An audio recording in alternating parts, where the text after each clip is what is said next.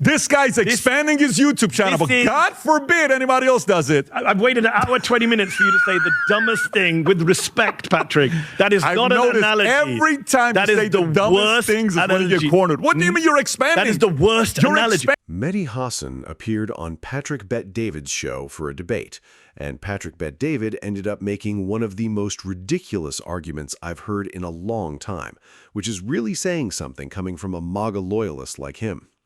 We're going to watch some clips from this debate where Mehdi Hasan completely dismantles Patrick Bet-David's claims and leaves little room for defense. This is definitely a discussion you won't want to miss. I'll also be sharing my own thoughts and reactions throughout. So let's jump right in and take a look together. Are you making more money or less money right now? I'm making more money. That's good. There's nothing wrong. We should be proud of it. Did I say that? That's not my definition. But here's where I'm going with this. In the last couple of years since you've been private, how many opportunities have you had to do deals with people? Many. Many. When you're on the call, do you know their motives? No. Their motives are typically beneficial to who? Themselves. Themselves. Is that something that you and I would be surprised with? No. Why are you here today? Why do I have you on today? It's going to be a good show for us. Why are you on here today? You don't live down the street. You came. There's a motive. Yes. Both of us have a motive, so both of us are winning from this exchange that we have. Okay. Understood. In that sense, the way they negotiate, then it goes to who's the better negotiator. Then it goes to who gave up more. Then it goes to all the other stuff that you got to go through, and you got to make adjustments. Well, Trump is a horrible negotiator, and as Benjamin Netanyahu said, these are Benjamin Netanyahu's words. For 40 years, I've dreamt of attacking Iran. He's the only president who would listen to me. Those are Netanyahu's words. I'm paraphrasing. For 40 years, Trump Every president said no. In 1987, he would go and take over Karuk Island. He said that in 85. You make it seem like this guy's not an independent thinker. Well, he's not independent. Trump said that in 85. Hold on. He also said, none of us knew they would hit the Strait of Hormuz. None of us knew they would hit the Gulf countries. You idiot. Everyone knew this. You can't give him credit that he said this 40 years ago. Yeah, I don't know how he got that one thing consistent. Oh, yeah, I don't know how this one thing he did. I don't know how he came back and won you keep asking me to give him credit. Yeah. The Iran war, you praised them on day one of the Iran war. Would you accept today it's been an absolute disaster? No. Because Donald Trump is not a war leader. He doesn't understand foreign policy. He doesn't understand what he just said this week. I'm bored. You know what he said this week? I'm bored of all this. Mehdi, like a child. Mehdi, let me tell you what it is. You know, I have a local doctor I want you to go see. He specializes in TDS. And I think you would work very well with him. Over a 6-month period, he'll be able to get rid of your TDS. I have a guy who's a psychologist, and he deals with cult members. Yep. And I think he'll do well with you guys who can't get out of the Trump cult. See the difference? I asked you, I gave you an opportunity in front of the audience to criticize Trump on Iran. You can't do it. I will. It's been a disaster. Can I tell you? Please. The difference between you and I is I will sit there and I'll give credit and I'll criticize. I'll give him credit. What should I give him credit I am more supportive of him than you are. What should I give him credit for? Because the longer you're a capitalist, you're going to want somebody that's pro-capitalism. The economy is horrific under him. Because my business is doing badly because of him. It's because of the war? Who started the war? He did.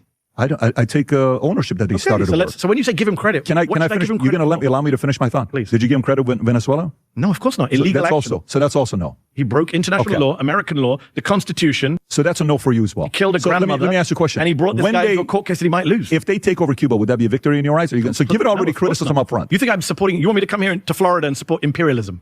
You support imperialism. So you support just invading other countries. So you go back, criminal. Well, how the hell do you think America got so big? What do you think they did? It was an expansionist James Polk ideology of let's go out there and buy all these other places. Was there international law, the UN Charter, the Geneva Conventions at the time? But you're sitting here complaining about something like this where you're living in a country, it's because of the byproduct of the visionaries previous to us that they made it what it is today. Why do you feel so safe here? Bizarre argument. Why do you feel so safe here? Because we once got Alaska, we should go conquer Cuba. No, that's not what I tell you. Sounds like it. If they're expanding, I don't mind an expansionist president. You like imperialism. So how are you different to the IRGC? I don't mind an expansionist. How are you different to the IRGC? Everyone says Islamic revolutionary government. Everything is above. God tells them what to do and death upon America. They're accused of being expansionist, of trying to take over the Middle East. That's the big allegation that the Gulf states make against Iran. And yet you're sitting here saying, but we should take over the Western Hemisphere. By the way, do you know what I would actually say? I'm not imperialist. Let me ask you a question. You got how many subscribers do you have with your channel right now that are paying you? On Substack? On Substack. I'm not going to say that number. Let's say it's 100,000 people. Okay, there you go. It's not, sadly. Okay, but let's just say you have 50 to 100,000 people. You're doing well. You're making good money. Yeah. Okay. Have you taken any viewership from anybody else? What do you mean? Are people watching you that used to watch somebody else on YouTube? What an expansionist you are. What a shameful expansionist capitalist. I've been with you for 1 hour, 20 minutes. This guy's expanding his YouTube channel, but God forbid anybody else does it. I've waited an hour, 20 minutes for you to say the dumbest thing with respect, Patrick. That is not an analogy. Every time you say the dumbest things is when you get cornered. What do you mean you're expanding? That is the worst analogy. You're expanding. Did I go into the New York Times? Hold on. Let's take your analogy. Did I walk into the New York Times and abduct the editor-in-chief of the New York Times, put a bag over his head? Do you have any employees? Like I said, have you heard a more ridiculous argument recently than the one Patrick Bet-David is making here? Patrick Bet-David is completely outmatched by Mehdi Hasan, but this takes things to an entirely different level. We see questionable arguments from MAGA figures all the time, yet this comparison stands out for all the wrong reasons. As we'll discuss further in a moment, does Patrick Bet-David actually believe that invading or bombing another country can be compared to a business acquisition? There are very few similarities between those situations that any reasonable person would seriously point to. But before I go any further, let's continue with a little more of what Mehdi Hasan has to say, and then I'll come back with some additional thoughts. Do you have any employees? Yes. How many of them came volunteer? How many of them did you recruit and hire away from another company? How many of them did I get with a gun and a special forces team? You're making a ridiculous analogy. Oh my you goodness. expand as a business. That's the same as illegally occupying other people's land. What la-la land are you living in? Like, what do you think happened to this world? World of law. What do you think happened to this world? You do realize the problem that the MAGA folks have when they say this is you lose any credibility to criticize anyone else. You can't criticize Iran then. You can't criticize Hamas. And I don't. You don't criticize Hamas? No, I don't criticize. If you're able to expand. So if Hamas goes into Israel, you're for that? It's not about if I'm for that or not. If you're able to successfully do it, that's your vision. I know I have to defend against it. What do you think the companies do? How do you think companies work? What do you think companies are supposed to do? I think it's insane that you're comparing business expansion to us going around the world killing people. Mehdi, why do you think we have military? To for what? defend ourselves. Against what? Threats. Against but another you one want to be the threat. I'm not saying that. You think Cuba's trying to expand right now? No. You think Cuba's trying to expand? Where are they expanding to? Miami? No. You've been living in Miami too long. By the way, maybe I think you've been drinking too much Miami water. I actually rarely go to Miami. Maybe that's their fault. Maybe that's their fault. What's their fault? Maybe their ideology, communism, created a poor country and their people want something better. But doesn't give us the right to go and take over the country. How do you think all this stuff happened in history? Okay, lots of things happened in history that weren't right. Yeah, but guess what? This is 2026. Dude, you understand. You've taken market share from other people. Your viewers were somebody else's viewers that came to you. So you support, so you want just to be clear, you want some kind of law of the jungle where might is right, power. What do you think the law is? You're fine. What do you think the law is? I notice you don't answer any question. No. It's a very simple question. Yes or no? Do you support a law of the jungle where might is right? Do you believe in non-compete? You can't answer a question with a question. You have to answer the question. Do you support a might is right view where law of the jungle, whoever's powerful gets to do what they want? I'm trying to find, I'll answer it for you. I'm trying to find out what other law of the land you think we live in. Help me understand. We have domestic law. We have international law. We have criminal law. I don't know where you're living. What do you use? Do you use? By Patrick Bet-David's own logic, or perhaps lack of logic, imagine someone walked up to him and said, "We're taking over your company." If Patrick responded, "Sorry, my business isn't for sale. I have no interest in selling it," and they replied, "We're not trying to buy it. We're taking it by force. You don't get a say in the matter. We'll send in armed personnel or use whatever force is necessary, and then your company belongs to us." That is essentially the reasoning Patrick Bet-David seems to be defending here. But I have a feeling he would expect the law to protect both him and his business from something like that. Presumably, he would want legal protections against someone simply taking what belongs to him because they have more power. So if we're really applying his argument consistently, then any stronger competitor could just seize his company, and he'd have to shrug and say, "Well, that's how the world works. You're more powerful than I am." That's where this line of thinking leads. In my view, that's basically the argument he's making, and it's hard to take seriously. I can only imagine Mehdi Hasan walking away from that conversation thinking, "I knew this guy's arguments were weak, but I didn't realize they were this weak." ChatGPT or do you use Claude? Which do you use more? Probably ChatGPT more. ChatGPT more than Claude? Okay. Do you know when it first started who had the biggest market share? ChatGPT. Who do you think's killing it right now? Claude. Claude's picking it up. Why? Because they invaded another country, kidnapped the president? Because they produced a better product. And this is why... Did Amade, what's the guy's name? Dario Amade? What's his name? The guy who runs Claude. Did he go into Sam Altman's house in the middle of the night, take Sam Altman and his wife, put bags on their heads, and fly them back to his compound and kill a grandmother in the process? The only difference is that, but worse That is the big difference, Patrick. I can't believe you don't see it. No, I understand what you're saying in the argument of that, but the reality of it is, which is what? A law of the jungle where the might is right. Do you support a world? Do you like living in a world? Are you pro? Do you support the idea of living in a world where powerful countries should be able to do what they want? Can I ask you a question? What country? You keep answering the question with a question. Why do you live in America? Why do you live in America? The most because I like the law. You know what I like about the US? It's the most powerful. No. Go live in Iran. No. Go live in Iraq. I don't live here because it's the most powerful country. Why do you live here? Because many reasons. One is it's a country that's governed by laws, principles, free speech. Yes. I love the First Amendment, the Constitution. Yeah. I don't favor presidents and people who say we should just break the law because we I didn't say break the law. What do you mean? Taking over Cuba is breaking the law. UN Charter. That's the law of the land.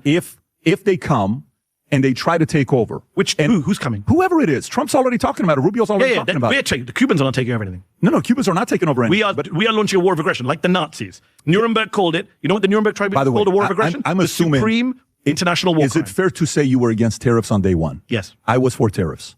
Guess what Supreme Court ruled? It's terrible. Okay, great. Yeah. Guess what? You just. Okay. That's what happened.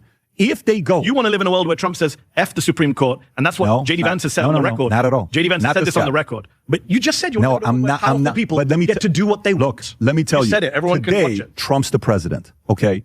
A few years ago, Biden was the president. In 2028, AOC could be the president. Newsom could be the president. Rubio could be the president. Somebody else could be the president, right?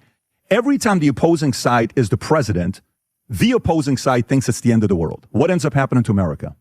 What ends up happening? Bad things. No, not necessarily. Eventually goes back to normalcy. And it's like, I'm going to go there. I look at the Trump first term and I see 500,000 people killed from COVID because he couldn't handle a pandemic. But do you know why, though? What protects America the way it does? I would argue our laws, constitution, I agree. History. I like Supreme. And you're saying I want to throw it all out. No, but have an imperialist nation. If a leader comes in that is a visionary leader that wants to expand and grow, and he can do it within his terms, and Supreme Court and law allows it, I don't mind him doing First of all, the Supreme Court law doesn't allow it. Venezuela was unconstitutional. Congress declares war in this country. Yeah, then if that's the case, well, we saw that with the 60-day rule with Iran. He's violated that. I understand that. And they're working around that right now in different ways. American law. What about... So what Patrick Bet-David seems to be saying here is that if someone like AOC became president and pushed through policies he strongly disagreed with, such as Medicare for all or ending all military aid and funding to Israel, and somehow those decisions were upheld by the courts, then Patrick should simply accept it and move on. Now, obviously, this is a completely hypothetical scenario and highly unlikely to happen. But if we follow Patrick's logic, wouldn't that be the conclusion? He would just have to say, well, I don't like it, but that's the way it is.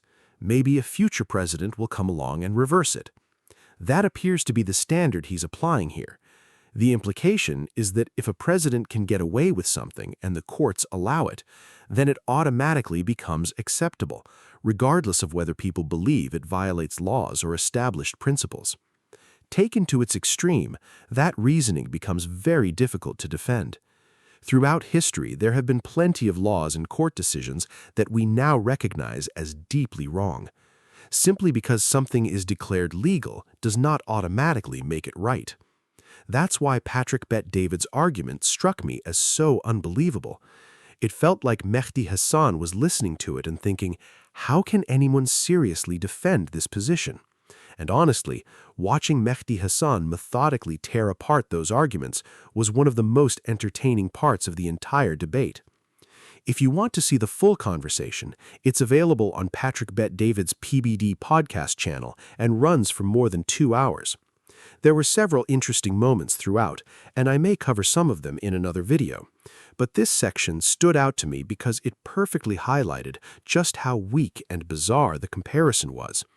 At the center of it all was this idea that building a successful YouTube channel is somehow comparable to invading another country, whether that's Venezuela, Cuba, or somewhere else. I genuinely don't see the connection, and Mehdi Hasan clearly didn't either. Maybe it makes sense inside Patrick Bet-David's worldview, but from the outside, it comes across as a pretty extraordinary leap in logic. Let me know what you think in the comments. Do you agree with Patrick Bet-David's comparison, or do you think Mehdi Hasan was right to challenge it? If you enjoyed this video, make sure to like, subscribe, and share your thoughts below. Thanks for watching, and I'll see you in the next one.